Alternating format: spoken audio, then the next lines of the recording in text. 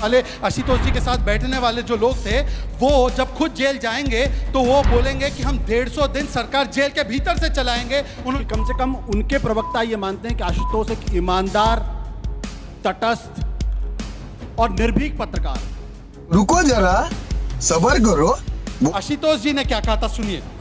सरकार चलाना चाहिए। मैं चिल्ला चिल्ला के कह चुका हूं कि संविधान का खुला उल्लंघन है और अरविंद केजरीवाल को जेल जाने से पहले इस्तीफा देना चाहिए। तो ये कह कि मैं जेल से सरकार चलाऊंगा, तो क्या केंद्र की सरकार चुपचाप बैठी देखती है?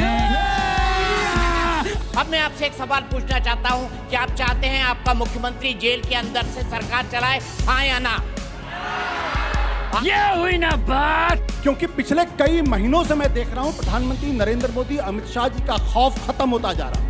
आज तक किसी मुद्दे पर मुझे इतनी पीड़ा नहीं हुई जितनी आज इस मुद्दे पर हो रही कि मुझे ये कहना पड़ रहा है कि मेरे देश के भ्रष्टाचारी नेताओं को अंदर जाते ही कुर्सी से उतार दो, और एक दूसरा पक्ष होगा जो कहेगा कि नहीं नहीं उन्हें बैठे रहने दो। ये क्रिमिनल लॉ नहीं है। और मैं पूछना चाहता हूं, जब केजरीवाल जेल गए तो तहसीन पूनावाला के कांग्रेस के साथी नाच रहे थे, और जब छत्तीसगढ़ के भूपेश बाघेल पर केस हुआ ईडी का तो आम आदमी पार्टी वाले नाच रहे थे। तो उन पे हो तो चमत्कार और दूसरों पे हो तो गुनहगार, इस प्रकार का कैसा चलेगा? सही। और ये कैसे दोस्त आशुतोष जी आपके, जो जेल जाने के बाद भी अपनी गद्दी छोड़ने को राजी नहीं थे? ये दोस्तों नमस्कार, जय जय श्री राम। दोस्तों आज का एक और डिबेट वीडियो काफी धमाकेदार होने वाला है, क्योंकि आज के डिबेट में हमें देखने को मिलने वाले हैं भारतीय जनता पार्टी के प्रवक्ता शहजाद पूनेवाला, और दूसरी तरफ हमें देखने को मिलने वाले हैं चाटुकार पत्रकार आशुतोष। दोस्तों भारत सरकार ने अभी जल्दी में एक नया कानून बनाया है। उस कानून के तहत अगर कोई भी नेता जेल जाता है तो उसे अपने पद से इस्तीफा देना पड़ेगा। इसी कानून को लेकर आज का ये डिबेट चल रहा था, जिसमें चाटुकार पत्रकार आशुतोष इस कानून का पूर्णतः विरोध कर रहे थे। फिर उसके बाद शहजाद पूनेवाला ने और दीपक चौरसिया ने चाटुकार पत्रकार को डिबेट में इस तरह से धोया है और इस तरह से बेइज्जत किया है कि आप लोग वीडियो देखोगे तो आप लोगों को आनंद आ जाएगा। तो आज के इस डिबेट में आप लोग शुरू से लेकर अंत तक बने रहिएगा, पूरी डिबेट देखिएगा, तभी आप सभी को ये पूरा डिबेट समझ में आएगा। और हाँ दोस्तों, वीडियो अगर आप लोगों को अच्छी लगेगी तो वीडियो को लाइक करिएगा, चैनल को हमारे सब्सक्राइब करिएगा। आइए आज की इस धमाकेदार डिबेट को स्टार्ट करके देखते हैं। चलो भाई देखो अब मैं क्या करता हूँ। आज आपको केवल इतना तय करना है कि आप नैतिकता के साथ है या भ्रष्टाचार की प्रवृत्ति के साथ है। जब संविधान निर्माताओं ने संविधान बनाया तो उन्होंने कल्पना की थी कि लाल बहादुर शास्त्री जी जैसे, चाहे एल.के. अडवाणी जी जैसे, मदन लाल खुराना जैसे या अमित शाह जी जैसे नेता होंगे जिन पे आरोप लगने पर या जेल जाने से पहले ही वो इस्तीफा दे देंगे। उन्होंने कभी कल्पना नहीं की थी कि जो टोपी लगाकर लोकपाल की मांग करने वाले 14 लोगों के इस्तीफे मांगने वाले आशुतोष जी के साथ बैठने वाले जो लोग थे, वो जब खुद जेल जाएंगे तो वो बोलेंगे कि हम 150 दिन सरकार जेल के भीतर से चलाएंगे। उन्होंने ये कल्पना नहीं की थी, सुप्रीम कोर्ट को भी कहने पड़ा कि पर्सनल इंटरेस्ट को नेशनल इंटरेस्ट के ऊपर रखा गया। उन्होंने ये कल्पना नहीं की थी कि सेंथिल बालाजी जैसा नेता होगा जो 244 दिन तक जेल के भीतर से सरकार और मंत्रालय चलाएगा। ये बात केवल नैतिकता की नहीं, समानता की भी है। आपके ऊपर एफआईआर हुई तो आप जॉब में कंटिन्यू कर पाएंगे? आप जेल तो दूर की बात है। आप देखिए, अगर कोई सेंट्रल गवर्नमेंट का एम्प्लॉय हो तो सीसीएस रूल साफ कहता है कि अगर वो 2 दिन से ज्यादा जेल में रहा तो छुट्टी हो जाएगी उसकी, उसको सस्पेंड कर दिया जाएगा। तो ये केवल नैतिकता और समानता नहीं, आप देखिए प्रैक्टिकलिटी की भी बात है। क्या कैबिनेट मीटिंग जेल के भीतर होगी? कैबिनेट की सीक्रेट फाइल जेल में जाएगी? क्या जन सुनवाई जेल में होगी? क्या आप इस प्रकार की व्यवस्था चाहते हैं जहां पर सीएम और पीएम तो जेल में भी सरकार चलाए और आम आदमी के लिए अलग कानून हो? ये सामाजिक न्याय वाले, ये कहते हैं टारगेटिंग वाला कानून है। भाई टारगेटिंग तो मर्डर के कानून से भी हो सकती है, पॉक्सो एक्ट से भी हो सकती है, आतंक के कानून से भी हो सकती है। सारे कानून खत्म कर दे और डेमोक्रेसी बचाने की बात वो कर रहे हैं जिन्होंने संजय झा, राजन्ना और आशुतोष जी के साथ क्या क्या नहीं किया। ये डेमोक्रेसी के भुक्तभोगी है, कांग्रेस और आम आदमी पार्टी के यहीं पर बैठे हुए हैं। परंतु आखिरी बात बताना चाहता हूं, मेरी बात छोड़िए, इन्हीं की टीम की एक बात सुनाना चाहता हूं। आशुतोष जी ने क्या कहा था, सुनिए। सरकार चलाना चाहिए। मैं चिल्ला चिल्ला के कह चुका हूं कि संविधान का खुला उल्लंघन है और अरविंद केजरीवाल को जेल जाने से पहले इस्तीफा देना चाहिए। तो ये कह कि मैं जेल से सरकार चलाऊंगा, तो क्या केंद्र की सरकार चुपचाप बैठी देखती रहेगी कि संविधान का माहौल उड़ता रहे और कॉन्स्टिट्यूशन ब्रेकडाउन हो जाए, कुछ ना करे? तो मेरे ख्याल से जिस दिन अरविंद केजरीवाल जेल गए, इस्तीफा नहीं दिया, उसी दिन तो स्वयं आशुतोष जी ने कहा है कि जेल से सरकार चलाना अनैतिक है और केंद्र की सरकार को कुछ करना चाहिए। आशुतोष जी, आपकी बात आज आप उसके साथ हैं, हम तो आपके साथ। समय समाप्त हुआ। मैं फ्लोर ऑडियो बढ़ाने के लिए कह रही थी। दीपक चौरसिया जी, शुरू होता है अब। अपनी बात शुरू करना चाहूंगा और मेरी इन पंक्तियों पर गौर करिएगा। बन के एक हादसा बाजार में आ जाएगा, बन के एक हादसा बाजार में आ जाएगा, जो नहीं होगा अखबार में आ जाएगा, जो नहीं होगा अखबार में आ जाएगा। चोर उचक्कों की करो कद्र, चोर उचक्कों की करो कद्र, कि नहीं मालूम कौन कब की सरकार में आ जाएगा। क्या बात है सर, क्या बात है सर। तो दोस्तों, ये उन्हीं के लिए नसीहत है, ये उन्हीं के लिए नसीहत है जो चोर उचक्के हैं। ये और किसी के डरने की बात नहीं है। और राहत इंदौरी ने जो शब्द लिखा था ना, ये जो शेर लिखा था, तब उन्होंने राजनीति के अपराधीकरण पर एक तंज कसा था। लेकिन उनको नहीं पता था कि एक दिन ऐसा आएगा जब हमारे हुक्मरान जेल से बैठकर हमारे मुस्तकबिल को तय करेंगे, हमारी सरकारें चलाएंगे। अगर हमारे संविधान निर्माताओं को ये पहले ही पता होता तो हमारे संविधान निर्माता पहले ही ऐसे लोगों को बाहर का रास्ता दिखा देते। लेकिन ऐसा नहीं हुआ क्योंकि हमने इसकी कभी कल्पना भी नहीं की थी। अब मैं आपसे एक सवाल पूछना चाहता हूं कि आप चाहते हैं आपका मुख्यमंत्री जेल के अंदर से सरकार चलाए, हाँ या ना? आपके जवाब से साफ है। आपका जवाब क्या साफ करता है? आपका जवाब ये साफ करता है कि आप किसी ऐसे आदमी को अपना नसीब लिखने के लिए नहीं दे सकते, अपना भविष्य लिखने के लिए नहीं दे सकते, जो जेल के अंदर बैठा हो। और जेल के अंदर जब जाता है ना, तो आदमी के जो फंडामेंटल राइट होते हैं वो भी कुछ टाइम के लिए सस्पेंड हो जाते हैं। ऐसे किसी व्यक्ति को जेल से सरकार चलाने का मौका क्यों मिले? अब मैं आपको बताना चाहता हूं ऐसा करना क्यों जरूरी है। ऐसा करना इसलिए जरूरी है क्योंकि भारत के अंदर राजनीति में नैतिकता को स्थापित करने के लिए ऐसे लोगों को बाहर का रास्ता दिखाना बेहद जरूरी है। ऐसा करना इसलिए जरूरी है क्योंकि राजनीति के अंदर शुचिता आनी चाहिए। समय समाप्त हुआ। वैसे तो मुझे धन्यवाद नहीं देना चाहिए, लेकिन राष्ट्रीय पार्टी जो सत्ता में भारतीय जनता पार्टी, उसको ये धन्यवाद देना चाहिए कि कम से कम उनके प्रवक्ता ये मानते हैं कि आशुतोष एक ईमानदार, तटस्थ और निर्भीक पत्रकार है। चुप कर बे कुत्ते। जो मुद्दों के ऊपर जो उनको समझ में आता है वो राय रखते हैं।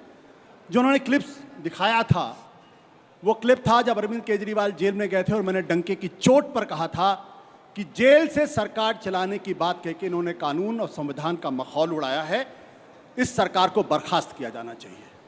और मैंने ये भी कहा था कि द लॉ ऑफ इनकैपेसिटेशन, उसके हिसाब से करना चाहिए, क्योंकि संविधान से कोई सरकार नहीं चल सकती। इसलिए आज भी जो मैं कहूंगा, भारतीय जनता पार्टी को मानना पड़ेगा कि मैं ईमानदारी से कह रहा हूं और पूरी तटस्थता के साथ कह रहा हूं। क्यों यह कहना चाहिए? इसलिए क्योंकि पिछले कई महीनों से मैं देख रहा हूं प्रधानमंत्री नरेंद्र मोदी, अमित शाह जी का खौफ खत्म होता जा रहा। पूरी सरकार खौफ पे चल रही थी।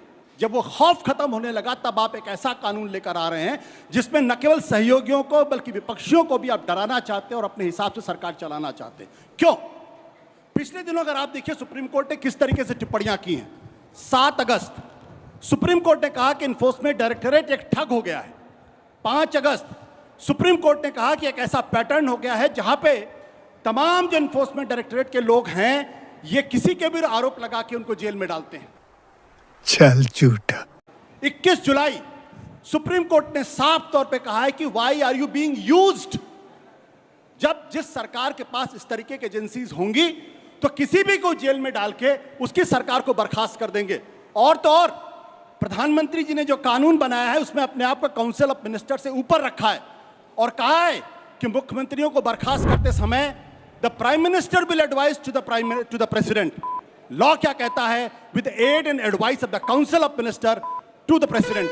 आप एड एंड एडवाइस छोड़ काउंसिल के ऊपर अपने आप को। हर्षवर्धन त्रिपाठी, आपका 2 मिनट का समय शुरू होता है अब। सबसे पहले तो एक मुझे बड़ा आज बुरा लग रहा है, बहुत मैं शर्मिंदा हूं कि आज स्वतंत्रता के इतने वर्षों के बाद हमारे देश का नौजवान ऐसे बटा हुआ है। किस मुद्दे पर बटा हुआ है? कि भ्रष्टाचारी नेताओं को कुर्सी पर रहने दीजिए, जेल से शासन चलाने दीजिए। इसके लिए हमारे स्वतंत्रता सेनानियों ने इस देश को आजाद कराया था। इसके लिए हमें कहा था हमारे देश के स्वतंत्रता सेनानी आजाद कराते हैं और हमारे देश के नायक संविधान सभा में इस बात पर चर्चा करते हैं। संविधान सभा का मूल मुद्दा क्या था?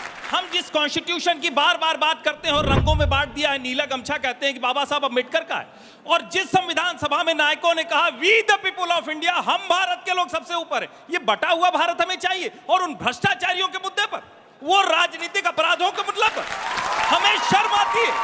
मुझे शर्म आ रही है कि आज इस मुद्दे पर हमारे देश का बौद्धिक वर्ग, हमारे देश का नौजवान, हमारे देश की बेटियां वो बटी हुई हैं। और उससे भी ज्यादा शर्म आती है कि जो लोग जिनके लिए हमने ये अधिकार तय किया था कि वो हमारे जनप्रतिनिधि के तौर पर जाएंगे और हमारे लिए नियम कानून अच्छे अच्छे बनाएंगे, उन्होंने अपने लिए भी पूरे नियम कानून बना लिए। अपने तो छोड़ ही दीजिए, आज कमाल की बात यह है कि वो कह रहे हैं कि सब कुछ मैनिपुलेट हो जाएगा, किसी को अंदर डाल दिया जाएगा। अरे फिर तो किसी को हत्या के अपराध में बंद करा दीजिए, फिर तो किसी को दुष्कर्म के अपराध में बंद करा दीजिए, और फिर बंद करा दीजिए अदालतों को, क्योंकि आपको संविधान, लोकतंत्र, न्यायालय, इस पर भरोसा नहीं।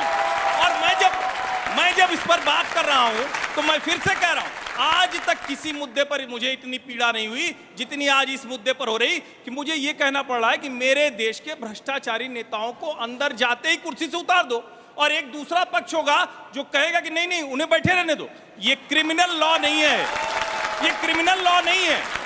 बात तो सही है। बस मैं एक ही बात करूंगा, अदालतों में अपराधी और देश के नेता, उसको तय करने का पैमाना अलग करिए, और फिर मैं कहूंगा गमछे एक होने चाहिए, अलग नहीं होने चाहिए। समय समाप्त हुआ। जो कहते हैं ईडी का मिसयूज हो रहा है, सुप्रीम कोर्ट में मामला गया कि ईडी सीबीआई मिसयूज हो रही है, 14 पार्टियां गई, कांग्रेस पार्टी भी शामिल थी। सुप्रीम कोर्ट ने बोला बिल्कुल नहीं हो रहा है। और मैं पूछना चाहता हूं, जब केजरीवाल जेल गए तो तहसीन पूनावाला के कांग्रेस के साथी नाच रहे थे, और जब छत्तीसगढ़ के भूपेश बाघेल पर केस हुआ ईडी का तो आम आदमी पार्टी वाले नाच रहे थे। तो उन पे हो तो चमत्कार और दूसरों पे हो तो गुनहगार, इस प्रकार का कैसा चलेगा सैयारा याद, यह बताइए। दूसरी बात, दुरुपयोग की बात कर रही हैं तो बताइए कि लालू जी सबसे पहले जेल कब गए? 96-97 यूपीए कांग्रेस की गवर्नमेंट थी। उसके बाद पहली बार कन्विक्ट कब हुए? 2013 यूपीए की गवर्नमेंट थी। कलमाडी जेल कब गए? जेएमएम के लोग कब कन्विक्ट हुए? 94 में कन्विक्ट हुए। डीएमके के लोग कब गए जेल? तो यूपीए और कांग्रेस की सरकार थी। इसके बाद उन्होंने कहा कि बीजेपी का मतलब है भ्रष्टाचारी जनता पार्टी। हमारे तो राष्ट्रीय अध्यक्ष ने इस्तीफा दिया था, आपका तो नाम है इंडियन नेशनल कांग्रेस नहीं। I need corruption, jeep scam से लेकर नेशनल हेराल्ड घोटाला। और आखिरी बात तो पूछना चाहता हूं कि इंदिरा गांधी थी जो कन्विक्ट हुई तो उन्होंने प्रधानमंत्री को बाहर निकाल दिया जुडिशियल रिव्यू से, और आज प्रधानमंत्री ने प्रधानमंत्री पद को अंदर डाला है। यह अंतर है प्रधानमंत्री मोदी में और इंदिरा गांधी जी में, यह अंतर है। ये हुई ना बात। मुझे कोई काउंटर नहीं करना है, मैं सिर्फ आशुतोष जी से एक सवाल पूछना चाहता हूं। आशुतोष जी, अगर किसी मुख्यमंत्री को जेल हो जाती है तो उसको उसके बाद सत्ता पर रहने का या मुख्यमंत्री पद पर काम करने का हक होना चाहिए या नहीं होना चाहिए, हाँ या ना? हाँ, जवाब चाहता हूं आपसे। मेरा जवाब तो सजाद पूनावाला ने दे दिया, वो ऑडियो क्लिप करके। नहीं, तो फिर उसके बाद बहस आगे बढ़ती नहीं है, बहस आगे बढ़ती नहीं है। जब आप कह रहे हैं कि सत्ता पर बैठने का कोई हक नहीं है, उसके बाद ये बहस आगे बढ़ती ही नहीं है। जब आप खुद मानते हैं कि ऐसे किसी व्यक्ति को सत्ता पर बैठने का हक नहीं है जो जेल के अंदर बैठा हो, उसके बाद इस पॉइंट पर बहस करने की आपकी कोई मोरल अथॉरिटी बनती ही नहीं है, मेरा ये कहना है। ये बड़ी अच्छी बात कही आप। बिल्कुल। चलिए, अब आपका इस विषय पर बोलने का 1 मिनट का समय, आप ही के आर्ग्यूमेंट से आप ही को घेर रहे हैं वो। अब 1 मिनट का समय आपका शुरू होता है अब। महत्वपूर्ण बात क्या है? कानून क्यों बनता है? जब कोई पैटर्न इमर्ज करता है। कितने ऐसे मुख्यमंत्री हैं जिन्होंने अरेस्ट होने के बाद जेल से सरकार चलाई? कितने ऐसे? सिर्फ एक, उनका नाम क्या है? अरविंद केजरीवाल। जब जयललिता जेल गई उन्होंने इस्तीफा दिया जाने के पहले, लालू प्रसाद यादव ने जाने के पहले इस्तीफा दिया। आप सिर्फ एक बहाना लेकर इस देश के पूरे ज्यूरिस्प्रूडेंस को सिर के बल खड़ा कर देना चाहते हैं, क्योंकि आज आपकी राजनीति कमजोर हो रही, और जितने लोग सत्ता के साथ हैं उनकी कोई क्रिमिनलिटी नहीं है। वो मुख्यमंत्री के पद पर बने हुए हैं, वो आपके कैबिनेट मिनिस्टर में बैठे हुए हैं, उनके खिलाफ कोई कार्रवाई नहीं होगी, उनको अपने साथ रखेंगे। 26 केसेस हैं, जब लोगों ने अपनी पॉलिटिकल पार्टी बदल के बीजेपी में आए उनके साथ आए। 23 के खिलाफ केस या तो कमजोर कर दिए गए या केस खत्म कर दिए गए। आज की तारीख में जज साहब हमारे साथ मौजूद हैं, 2/3 से ज्यादा विचाराधीन कैदी जेल के अंदर हैं। 2/3 से ज्यादा, उनकी जिंदगियां बर्बाद हो रही हैं। इसके लिए कौन जिम्मेदार है? कोई है जिम्मेदार इसके लिए? हम उनके बारे में समय समाप्त हो गया, समय समाप्त हो गया। लेकिन मैं कोई सवाल पूछना, आप लोगों को सवाल पूछेंगे, उसी में बोल लीजिएगा। सवाल कुछ पूछिए भाई आप लोग इनसे। कुछ दलीलें जो ये दे रहे हैं, आपको लग रहा है उसमें दम है, या कोई काउंटर क्वेश्चन आप करना चाहते हैं सर? कि जब 24 घंटे के अंदर या 48 घंटे के अंदर कोई पब्लिक सर्वेंट सस्पेंड होता है तो उसको सस्पेंड कर देते हैं अगर किसी केस में अरेस्ट होता है। तो इसमें अगर कोई मुख्यमंत्री ऐसे, आप बेशर्मी इतनी पीक पे पहुंच गई है कि 48 घंटे बाद भी अगर वो मुख्यमंत्री इस्तीफा नहीं देता तो क्या करें? फिर कानून तो लाना पड़ेगा। जब अरविंद केजरीवाल का सवाल आया था, मैंने भारतीय जनता पार्टी की सरकार को चुनौती दी थी कि यहाँ पे संविधान के हिसाब से सरकार नहीं चल सकती, लिहाजा बर्खास्त किया जाए, लेकिन नहीं बर्खास्त किया गया। उसके लिए नियम बनाना बनाना होगा ना, वही तो कानून नियम बन रहा बन है। गया, नियम बन गया, नियम बन गया तो आप विरोध कर रहे हैं, नियम बन गया तो आप विरोध कर रहे हैं। ये कौन सा लॉजिक हुआ? कौन से कानून से बर्खास्त करेंगे? मैं बताता हूँ कौन सा कानून। धारा 356 यही लगता है ना। जब संविधान का ब्रेकडाउन हो जाता है, जब एक मुख्यमंत्री जेल में चला गया, जेल से चलाने की सरकार कर रहा है, तो ब्रेकडाउन ऑफ द कॉन्स्टिट्यूशन है या नहीं है? नहीं है या नहीं है? डिफरेंट मुद्दा है। नहीं। आज जिस लॉजिक पर आप आर्ग्यू कर रहे हैं, आप मैं भी अपनी बात ठीक है, उनको बोलने दीजिए। आप आज जिस लॉजिक पर आर्ग्यू कर रहे हैं कि ये कानून बनाना गलत है, उस वक्त पर आप ही सबसे पहले आगे होके बोलते थे। और ये कैसे दोस्त आशुतोष जी आपके, जो जेल जाने के बाद भी अपनी गद्दी छोड़ने को राजी नहीं थे? ये आपका उनके साथ इलू क्या था, ये भी बताइए। ये इलू क्या था उनके साथ? अरे इलू तो पार्टी के टिकट से चुनाव लड़े हैं भाई। हमारा इलू सिर्फ अरविंद केजरीवाल से नहीं था। हमारा इलू अरविंद केजरीवाल से बहुत पहले 1995 से दीपक चौरसिया के साथ भी था। हाँ बिल्कुल, आई लव यू दीपक, वो भी है 1995 से। मैं जो बात कहना चाहता हूं, उस बात को मुझे लगता है गंभीरता से लेना चाहिए। 19 साल तक बॉम्बे ब्लास्ट के लोग जेल में रहे। हाईकोर्ट कहता not a whisper of evidence. ठीक है, क्यों? जल्दी सर, ऐसा कानून बनाया था जिसमें आप बेल मिल ही नहीं सकती। उसका इससे क्या लेना देना? दिक्कत इसका नहीं, दिक्कत ये है कि इस देश क्या लेना देना उस केस का इससे क्या लेना देना? दिक्कत क्या है, इस देश के बड़े बड़े कुर्सियों पर बैठे हुए लोग दिल से इतने बेईमान, इतने इमोरल हैं कि कानून बनाना चाहते हैं अपनी सत्ता को बढ़ाने के लिए। जाना था जापान, पहुंच गए चीन, समझ गए ना? मतलब कहाँ चले गए आप? बॉम्बे ब्लास्ट पे भी चले गए, आप ईडी पर भी चले गए। बात ये है कि जेल में रहते हुए शासन चलना चाहिए या नहीं? आप खुद कहते हैं नहीं, तो आर्गुमेंट की कोई जगह ही नहीं बचती है। सर क्या बात है सर, क्या बात, ये बात है। अरे दोस्तों आज का ये डिबेट यहीं पे खत्म हो चुका है। उम्मीद करता हूँ आप सभी को ये डिबेट पसंद आया होगा। वीडियो के बारे में और आशुतोष के बारे में आप सभी का क्या राय है, आप लोग वीडियो के कमेंट बॉक्स में अपनी राय जरूर बताइएगा। और हाँ दोस्तों, अगर आप सभी को ये डिबेट अच्छा लगा है तो वीडियो को लाइक कर दीजिए और ऐसी और भी डिबेट वीडियो देखने के लिए आप लोग हमारे चैनल को सब्सक्राइब कर लीजिए, क्योंकि आप सभी को हमारे चैनल पे ऐसी धमाकेदार डिबेट वीडियो डेली देखने को मिलती रहेगी। और इस वीडियो को अपने घर वालों और अपने दोस्तों के पास शेयर करिएगा ताकि उन तक ये वीडियो जाए और वो लोग भी इस वीडियो को देख सकें। आप सभी लोगों से हम जल्दी मुलाकात करेंगे एक और धमाकेदार डिबेट के साथ। तब तक के लिए आप लोग अपना और अपने प्यारे परिवार का ध्यान रखिएगा। जय हिंद, जय भारत, वंदे मातरम, जय जय श्री राम।